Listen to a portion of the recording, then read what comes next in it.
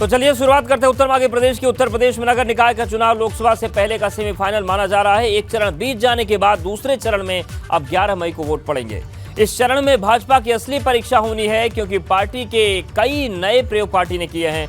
राजनीतिक जानकारों की माने तो दूसरे चरण में उसके सामने अलीगढ़ मेरठ को बसपा से छीनने और नया निगर निगम बने शाहजहांपुर को अपने पाले में लाने की चुनौती है। वहीं अयोध्या और बरेली में कुछ अलग तरह की उलझन देखने को मिल रही है। भाजपा के सामने मेरठ और अलीगढ़ को बसपा से छीनने की चुनौती है, तो पिछली बार बसपा के पाले में जो चली गई थी, वहीं शाहजहांपुर के नए नगर निगम पर भाजपा ने सपा के मेयर उम्मीदवार को अपने पाले में कर लिया और उससे चुनाव लड़ा रहे हैं। बात अगर सपा की जाए तो दूसरे चरण में भी सपा में कम हलचल देखने को नहीं मिल रही। लगातार भाजपा की सेंधमारी से सपा की परेशानियां बढ़ रही हैं। वहीं बसपा के भी तमाम नेता भाजपा में शामिल हुए हैं। ऐसे में नगर निकाय चुनाव का दूसरा चरण काफी रोचक है। तो कौन इन चक्रव्यूह में चित होगा और कौन शहंशाह बनेगा, ये उत्तर मांग रहा है प्रदेश।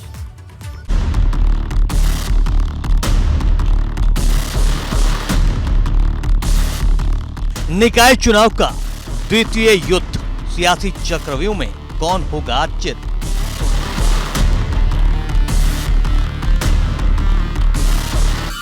दूसरे चरण के निकाय चुनाव का शोर, शहर की लड़ाई में किसका जोर।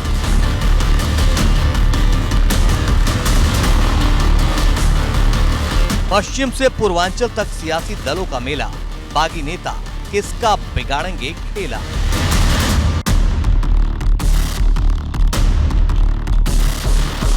पश्चिमी यूपी को सीएम योगी का संदेश, गठबंधन में रार क्या करेंगे जयंत अखिलेश।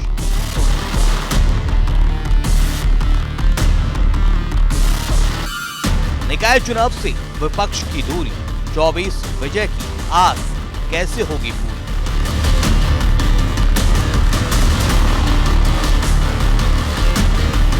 निकाय चुनाव में अखिलेश शिवपाल करेंगे प्रचार, लगातार सेंधमारी से कैसे होगा बेड़ा पार, उत्तर मांगे प्रदेश।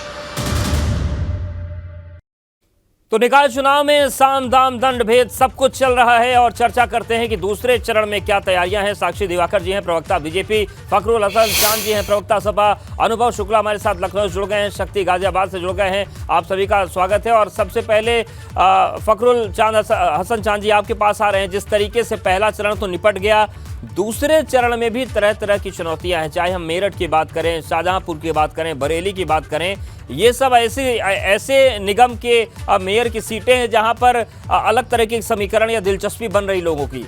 क्या तैयारी है दूसरे चरण में आपकी?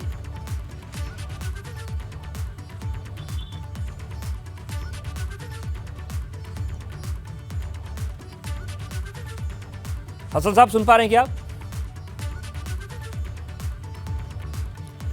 तो फखरुल जी शायद आवाज नहीं सुन पा रहे, जाएंगे उनके पास। साक्षी जी, यही सवाल मेरा आपसे भी है, क्योंकि ये जो दूसरे चरण में मेयर की जो सीटें हैं, जो जिले हैं, यहाँ पर दिलचस्पी लोगों की ज्यादा है। जिस तरीके की समीकरण रहे हैं या जो बन रहे हैं, क्या तैयारी है बीजेपी की?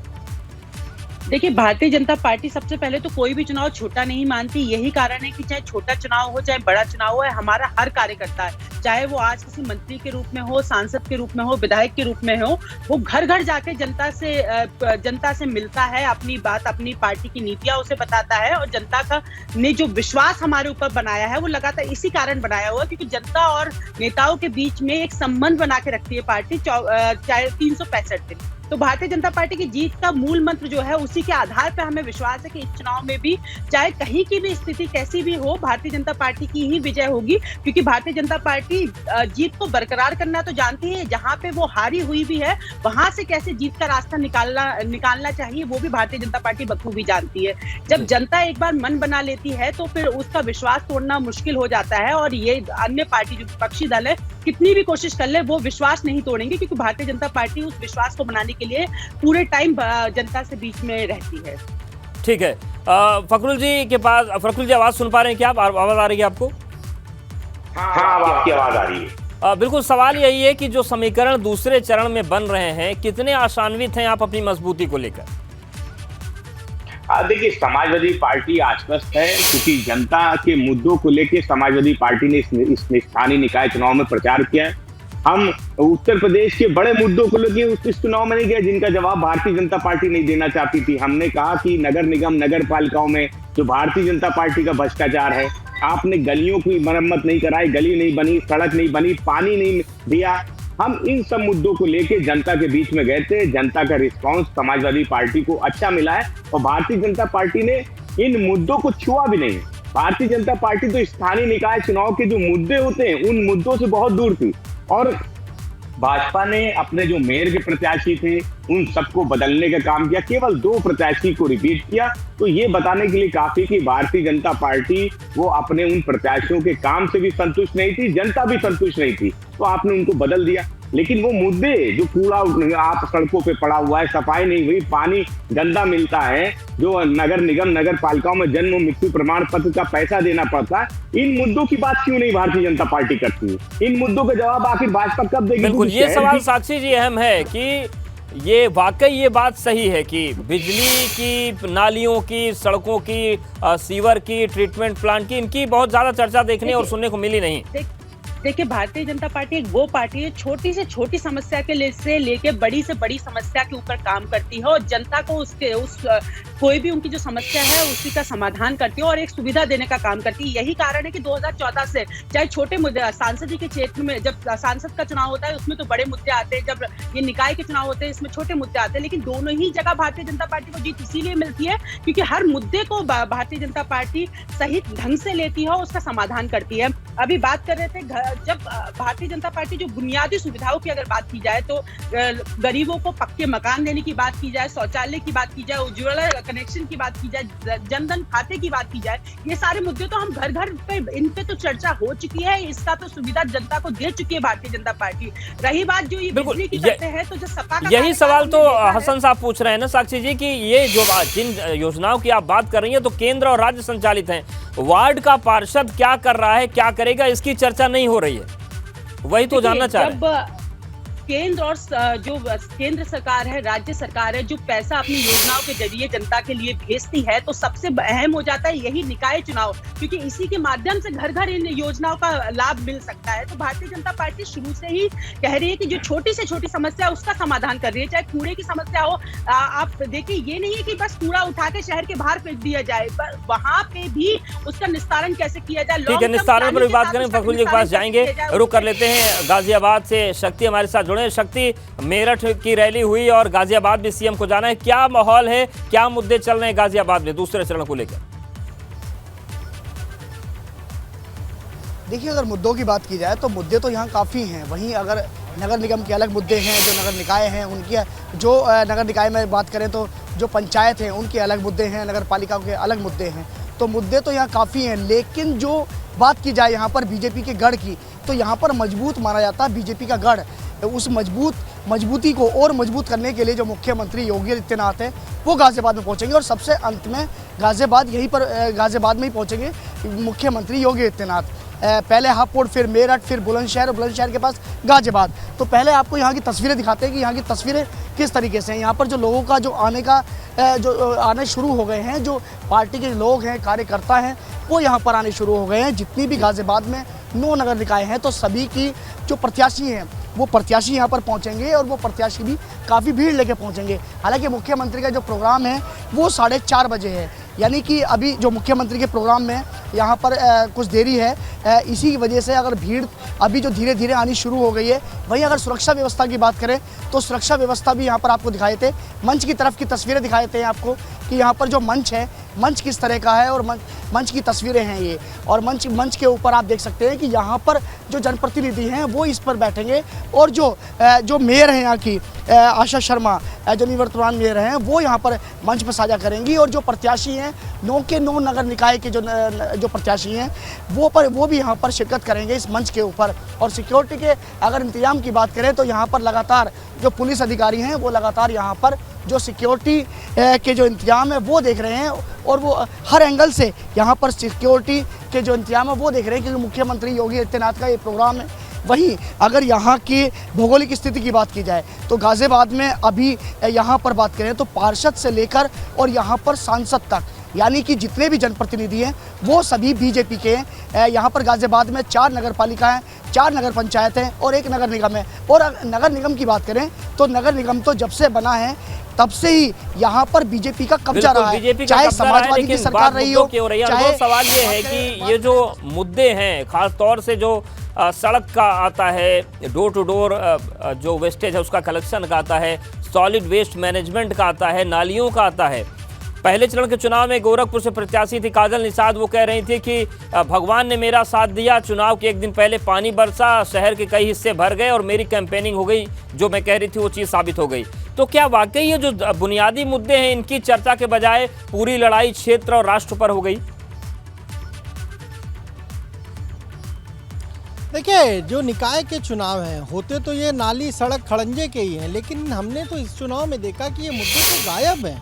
इन मुद्दों को कोई बात नहीं कर रहा। पब्लिक से आप पूछिए तो वो कह रहे हैं कि जी देखिए हम तो ये देख रहे हैं कि कैंडिडेट कौन है, कौन सी पार्टी है, और सबसे ज़रूरी मुद्दे तो यही है निकाय चुनाव में। अगर नगर निगम के चुनाव हो रहे हैं, पार्षद जीत कर आएगा तो क्या करेगा? मोहल्ले की सड़क बनवाएगा, नालियाँ साफ कराएगा, स्ट्रीट लाइट लगवाएगा, यही सारे मुद्दे होते हैं। पर चूंकि आप देखिए कोई भी इलेक्शन हो वो कहाँ डाइवर्ट हो जा रहा है, वो बजरंग बली पर डाइवर्ट हो जा रहा है, वो हिंदू मुस्लिम पर डाइवर्ट हो जा रहा है। ये एक शायद रणनीति है, स्ट्रेटजी है, या फिर आप देखिए कि जो दूसरे दलों के लोग हैं उनको साथ लाने की कोशिश किस तरीके से हो रही है। अभी पहले चरण का चुनाव कल खत्म हुआ है, दूसरे चरण का 11 तारीख को वोटिंग होगी। उससे पहले बीजेपी ने फोकस क्या कर दिया?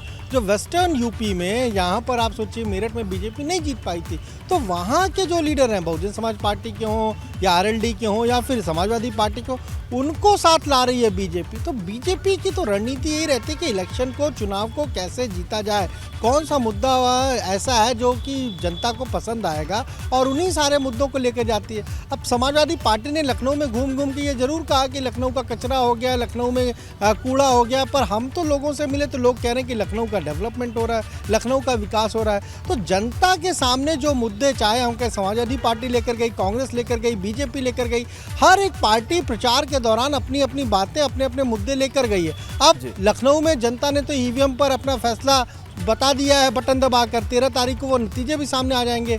लेकिन 7 नगर निगम अभी बचे हुए हैं और उसमें पश्चिमी उत्तर प्रदेश है, खासतौर से वो बेल्ट है जहाँ पर हम कहें कि जो पिछली बार बीजेपी नहीं जीत पाई थी। तो वहाँ किन मुद्दों को लेकर जा रही है पार्टी, वहाँ समाजवादी पार्टी कैसे काउंटर कर रही है, कांग्रेस कैसे कर रही है, और बीएसपी, क्योंकि बीएसपी ने ज़्यादातर मुस्लिम उम्मीदवार उतारे, तो उसका कितना नुकसान समाजवादी पार्टी को होगा या नहीं होगा, ये सारी चीज़ें भी पता चलेंगी जब 11 तारीख को वहाँ वोट डाले जाएंगे। बिल्कुल। और फखरुल जी, जो शिकायत आप कर रहे थे, जो कि हम दूसरे चरण की बात कर रहे हैं, तो आपने मुद्दा जब छेड़ ही दिया, आपके नेताओं की बात कर लें तो आप लोगों ने बीते 2 महीने में क्या किया? आपके नेता रामचरितमानस की चौपाई ढूंढने निकल गए, उसके बाद प्रयागराज में अतीक और अशरफ की हत्या हुई तो आपने वहां पर एक विधवा और एक युवा बच्चे का मामला ढूंढना शुरू कर दिया, उसके बाद फिर और कई मामले सामने आ गए। तो मुद्दों से तो आप लोग भी भटके, कम से कम आप ही लोग बात कर लेते सड़क, बिजली और खड़ंजे की बात। देखिए, जब आपने चुनाव की बात की थी कि इन चुनाव में आप क्या कर रहे हैं, तो हमने बताया था कि हम इन चुनाव में गली, सड़क और सफाई की बात कर रहे थे। नहीं, आपके भी नेता मंचों पर तो नहीं कर रहे हैं, आप तो कर रहे हैं, लेकिन आपके नेता क्या कर रहे हैं?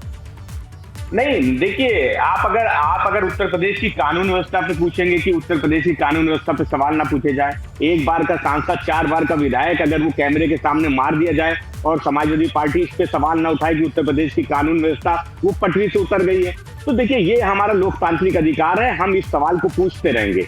हम अभी अभिनव भाई को मैं सुन रहा था कि जनता लखनऊ में विकास देख रही है, हम तो लखनऊ में पूछ लेते हैं। अभी तो इन्वेस्टर समिट हुआ था, बताए भारतीय जनता पार्टी की क्या दिखाया था उन्हीं ने, शहर में जो व्यापारी आए थे, उद्योगपति आए थे, समाजवादियों का ही तो काम दिखाया था आपने।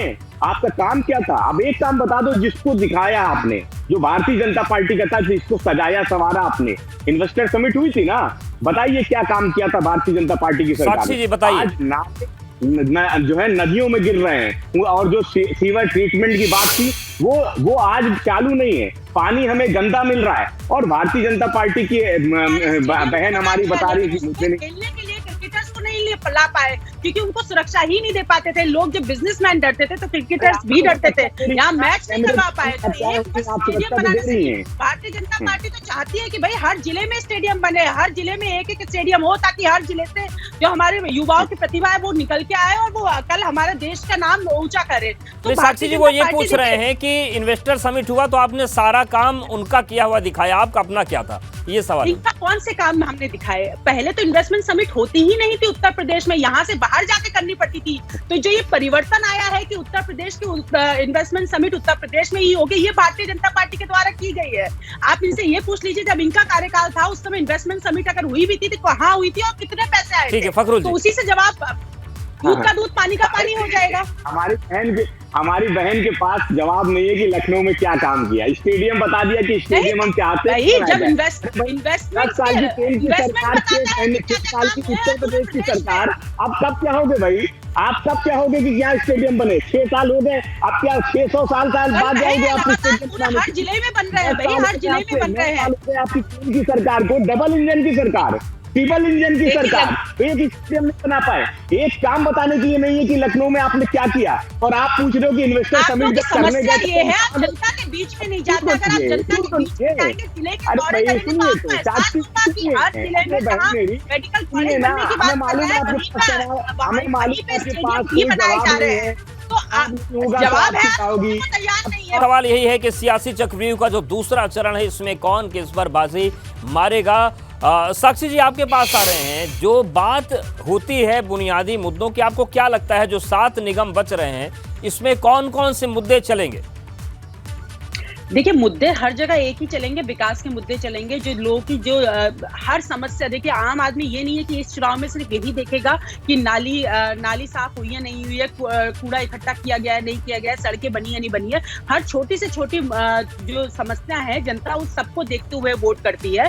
जनता भली भांति जानती है कि जो केंद्र की सरकार है या राज्य की सरकार है, अगर वो उसे मजबूती मिलेगी, वही सरकारें हैं जो ये काम करवाएंगी। तो उसको मजबूत करने के लिए इस चुनाव में भी भारतीय जनता पार्टी को ही वो वोट देंगी।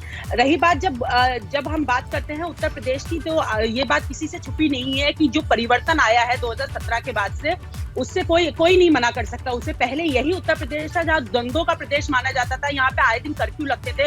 अब यहाँ पे चैन है, अमन है, शांति है। तो इसका फायदा जो ये मजहबी राजनीति पहले होती थी, तुष्टीकरण की जो राजनीति पहले अन्य विपक्षी दल करते थे, अब 2017 के बाद से वो बिल्कुल खत्म है। जो इनका एम्प्लॉय फैक्टर था वो बिल्कुल फेल हो चुका है हमारे एम्प्लॉय फैक्टर के सामने, क्योंकि 2017 से 22 तक का जो कार्यकाल था उसमें उन लोगों ने देखा था ना सिर्फ हिंदू सुरक्षित है, मुस्लिम भी सुरक्षित है, बिना किसी भेदभाव के योजनाओं का लाभ मिलता है। पहले एक सीमित विकास किया जाता था सरकार के द्वारा कि सैफई में काम हो रहा है या लखनऊ में काम हो रहा है। आज अगर एक छोटा सा संबल जिला है उसमें भी काम हो रहा होगा तो नोएडा में भी काम हो रहा होगा। तो बिना किसी भेदभाव के जो कार्य कर रही है भारतीय जनता पार्टी, उसी का ही लाभ भारतीय जनता पार्टी को मिल रहा है। फखरुल जी वो कह रहे हैं कि हम हर जगह का विकास करते हैं, केवल 3 जिलों में नहीं सिमटा है। देखिए ये भेदभाव की बात कर रही हैं। हम लखनऊ से सांसद हैं, आदरणीय राजनाथ जी देश के रक्षा मंत्री हैं, वो इस प्रचार में नहीं आए। और लखनऊ में जब वो मुख्यमंत्री जी के साथ कई बार उन्होंने मंच शेयर किया तो उनका दर्द पता है क्या था? उनका दर्द था कि आउटर रिंग रोड जो कई सालों से बनने को पड़ी हुई है, उन्होंने मंच से कई बार कहा कि आदरणीय मुख्यमंत्री जी चाहेंगे तो ये रिंग रोड बन जाएगी। तो भेदभाव की जहां तक बात है तो भारतीय जनता पार्टी तो अपने नेताओं के साथ भेदभाव कर रही है। जनता के साथ जो भेदभाव है वो तो छोड़ दीजिए। साक्षी जी ने अभी भी जो नगर निगम के मुद्दे हैं, मोहल्लों के मुद्दे हैं, गली और सड़क के मुद्दे हैं, उन पे अभी भी बात नहीं की। तो मैंने कहा चलिए इनके नेताजी की बात कर लेते हैं। तो ये भारतीय जनता पार्टी केवल नफरत की राजनीति कर सकती है, बंटवारे की राजनीति कर सकती है। जब मुद्दों की बात आएगी ये इधर उधर भागेंगे, ये दंगों की बात करेंगे, ये हिंदू मुसलमान मंदिर मस्जिद की बात करेंगे, ये नाली की बात नहीं करेंगे, ये पानी की बात नहीं करेंगे, ये सड़क की बात नहीं करेंगे। तो साक्षी जी की अपनी मजबूरियां हैं, उनके वो उस पार्टी की प्रवक्ता है जिनका उन्हें बचाव करना पड़ेगा, लेकिन जनता वो इन्हीं मुद्दों पे वोट देने जा रही है।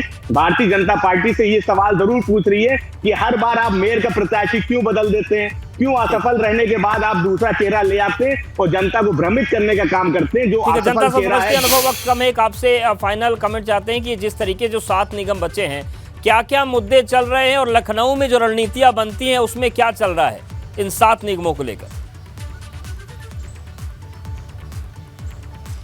देखिए ये 7 निगम सभी के लिए महत्वपूर्ण है, क्योंकि बीजेपी के लिए इसलिए महत्वपूर्ण हो जाते हैं। 2017 में भी नहीं जीत पाए थे, मेरठ को नहीं जीत पाए, अलीगढ़ को नहीं जीत पाए, वहाँ अलग रणनीति बना रहे हैं। इसके अलावा आप देखिए समाजवादी पार्टी की वहाँ पर अलग टेंशन है।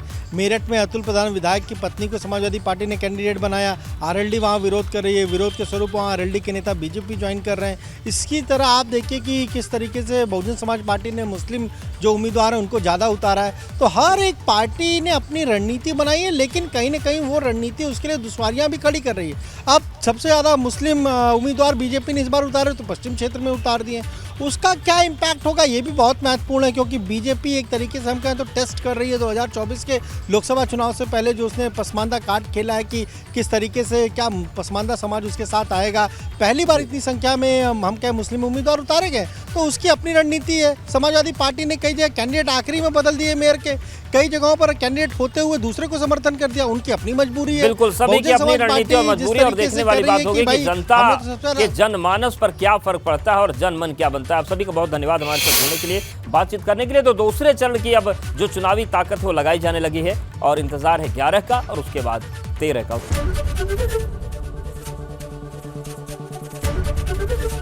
एबीपी गंगा, खबर आपकी, जुबान आपकी।